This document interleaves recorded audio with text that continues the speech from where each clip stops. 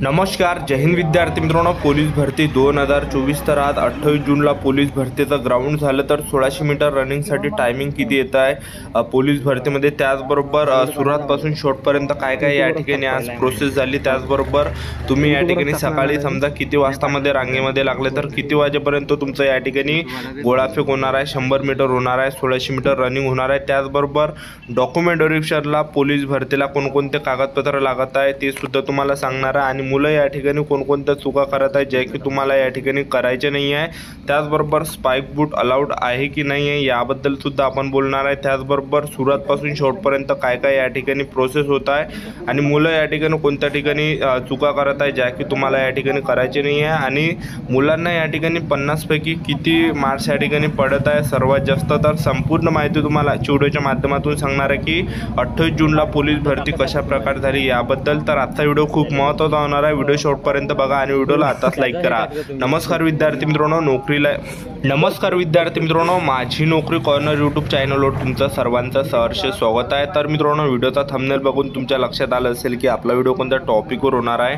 Video सुरू करण्याच्या आधी आपल्या यूट्यूब चॅनलला सबस्क्राईब करा जेणेकरून प्रत्येक भरतीची अपडेट तुमच्यापर्यंत सर्वात आधी पोहोचेल आणि जास्त करून पोलीस भरतीच्या रिलेटेड जास्त व्हिडिओ आपल्या चॅनलवर अपलोड करत असतो. तर पहा विद्यार्थी मित्रांनो, आज काय झालं की आज सकाळी या ठिकाणी जवळपास सकाळी 4 वाजतापासून मुलांनी या ठिकाणी रांगा लावल्या आणि आता ज्या मित्रांनो भरती प्रक्रियेमध्ये थोडा बदल झाला आहे. अगोदरल्या आतापर्यंत जे भरती झाली म्हणजे 27 जूनपर्यंत 26 जूनपर्यंत जे भरती झाली आणि त्या भरतीमध्ये आणि ह्या भरतीमध्ये थोडासा त्यांनी जे चेंजेस केला आहे, ठीक आहे. तर त्या भरतीला जास्त म्हणजे हजार विद्यार्थी बोलावले जात आहे.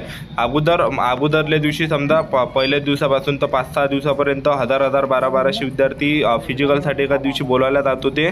पण आता काय होत आहे की फक्त 700-800 विद्यार्थी फिजिकलसाठी बोलावले जातात आणि या 700-800 विद्यार्थ्यांचं जे फिजिकल आहे हे लवकर होत आहे. तर अगोदर काय व्हायचं, जास्त मुलं असल्यामुळे काही विद्यार्थ्यांचं जे ग्राउंड आहे भर उन्हीत व्हायचं, म्हणजे 2 वाजता म्हणा, 1:30 वाजता म्हणा, त्याचबरोबर 2:30 वाजता म्हणा, भर उन्हीत असं दमट वातावरणामध्ये जे 1600 मीटर रनिंग व्हायचं. तर त्यामध्ये जे जास्त दम या ठिकाणी मुलांना लागायचा.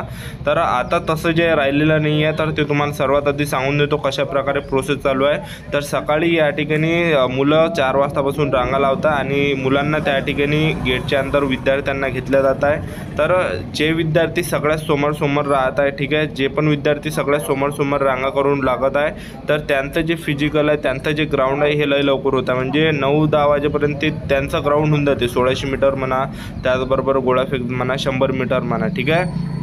तर जेवढे तुम्ही लेट जाणार आहे, तर समजा तुम्ही या ठिकाणी 6 वाजता गेले सकाळी, तर तुमचं ग्राउंड 12 वाजेपर्यंत होऊ शकते. 12 वाजेपर्यंत तुम्ही गेटच्या बाहेर येऊ शकता. आता यावरून तुम्हाला कळलंच असेल. तर आता या ठिकाणी तुम्ही 1600 मीटर रनिंगसाठी टायमिंग बघू शकता की मुलं या ठिकाणी कशा प्रकारे 1600 मीटर रनिंग धावत आहे, ठीक आहे.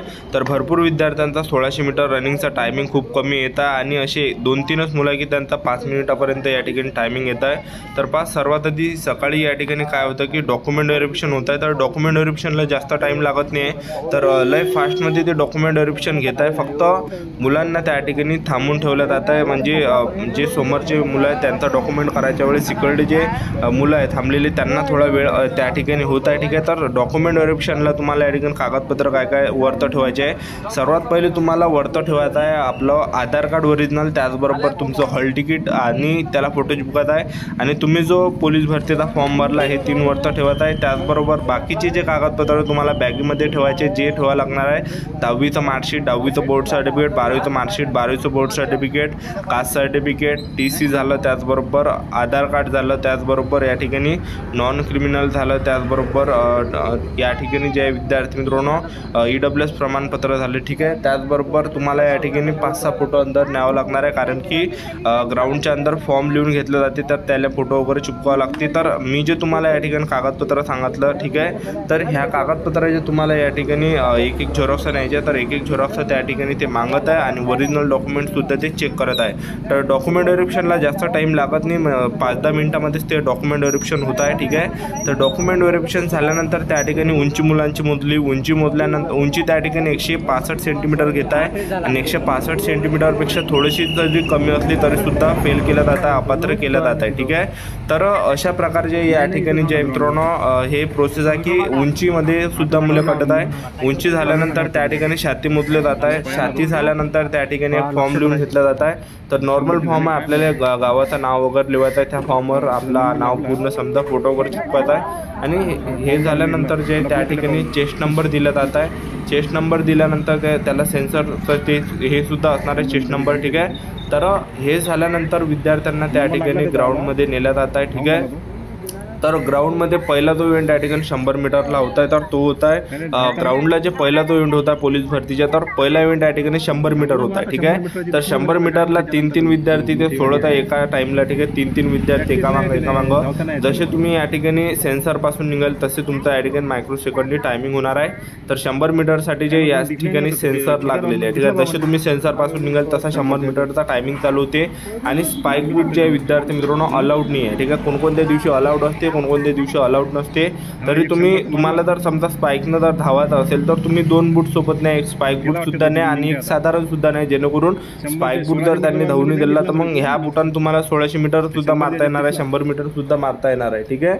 तर पहिला इव्हेंट 100 मीटर घेता आणि 100 मीटरवर थोडं लक्ष द्या, कारण की 100 मीटरमध्ये भरपूर विद्यार्थ्यांना कमी मार्क्स पडत आहे।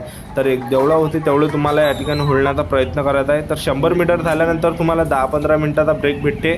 नंतर जे तुमचा त्या ठिकाणी गोळाफेक होते। तर एका पोलिसाजवळ ज्या जवळपास 20-20 विद्यार्थी असते, तर एका पोलिसांजवळ जे 20-20 विद्यार्थ्यांचा 20-20 विद्यार्थी जे पाठवले जाते इव्हेंटसाठी, 100 मीटरसाठी म्हणा, गोळाफेकसाठी म्हणा आणि 1600 मीटर रनिंगसाठी, ठीक आहे। तर पहिला इव्हेंट या ठिकाणी 100 मीटर होता आणि दुसरा गोळाफेक होत आहे आणि गोळाफेकला 3 चान्स आहे या ठिकाणी। पहिला जर तुमचा फाऊल गेला तरी सुद्धा तुम्हाला 2 चान्स भेटणार आहे, दुसरा जरी फाऊल भेटला तरी तुम्हाला 1 चान्स भेटणार आहे। तर असे 3 चान्स तुम्हाला या ठिकाणी गोळाफेकला भेटत आहे। गोळाफेक झाल्यानंतर या ठिकाणी होत आहे 1600 मीटर रनिंग।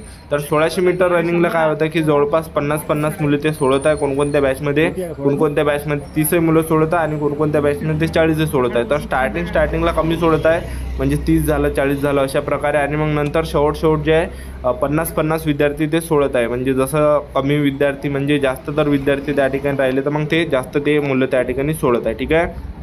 तर या ठिकाणी 1600 मीटर रनिंगला 50 विद्यार्थी सोडत आहे।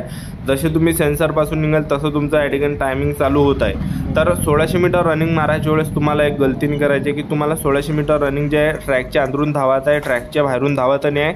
कारण की बरेच विद्यार्थी ट्रॅकच्या मधातून किंवा बाहेरून धावते। तर यामध्ये काय होणार आहे की तुम्ही बाहेरून धावताना ट्रॅकच्या तर तेवढंच तो ट्रॅक मोठा होणार आहे, तेवढंच ते अंतर मोठं होणार आहे आणि जेवढं तुम्ही अंदरून आणि तेवढंच तुमच्या या ठिकाणी मार्क्स कमी भेटणार आहे टायमिंग आल्यामुळे।